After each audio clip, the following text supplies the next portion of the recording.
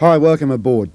Over recent weeks we've been looking at the attractions of the Hervey Bay area on the Queensland coast. Now, Hervey Bay is pretty well uniquely situated as far as a tourism destination is concerned.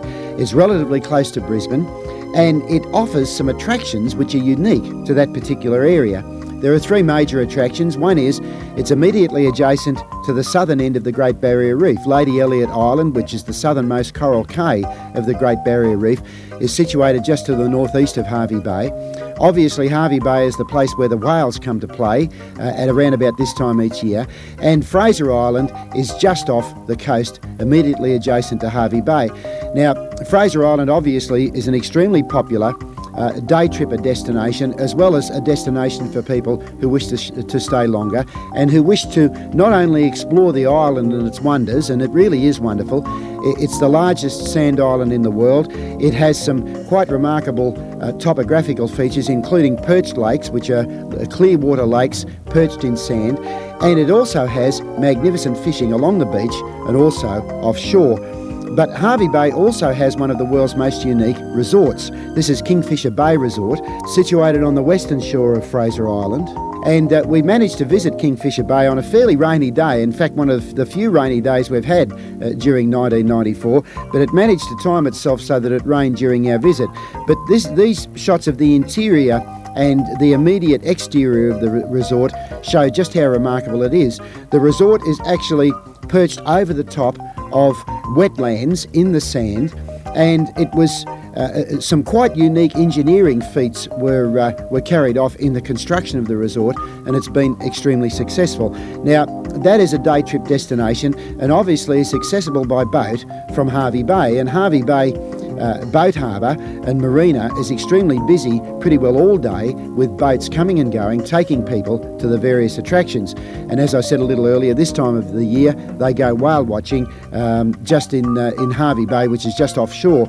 But Hervey Bay itself also has a large number of attractions for tourists who may wish to visit at any time of the year. This has been a well-established tourist destination for many, many years, and the attractions that have sprung up there are pretty well unique to Hervey Bay. And one of the most unique is Neptune's Coral Cave, run by Ross and Janet Wolfe and their son Greg Wolfe. Neptune's Coral Cave is a coral aquarium which shows us all of the fish of the tropical north. Now, those fish are housed in quite a large aquarium, and it's possible to walk around this aquarium and see quite easily how the life around a coral bommy takes place and the various species.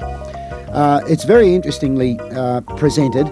There are displays of various other types of sea creatures around the wall, so you can spend a happy couple of hours just in that particular section of Neptune's Coral Cave, watching the fish and watching the way in which they relate to each other and to the reef itself. And it's also very interesting in the way in which this life is maintained. Neptune's Coral Cave are very fortunate in being adjacent to an area of extremely clean ocean water. So they pump their water through the aquariums each day. They circulate around about 100,000 litres each day through the various tanks, and of course that keeps the fish alive and healthy. I think a lot of people think that water is static in these aquariums, but it really isn't. It has to be circulated at quite a high rate all the time in order to bring fresh nutrients and particularly oxygenated water into the aquariums.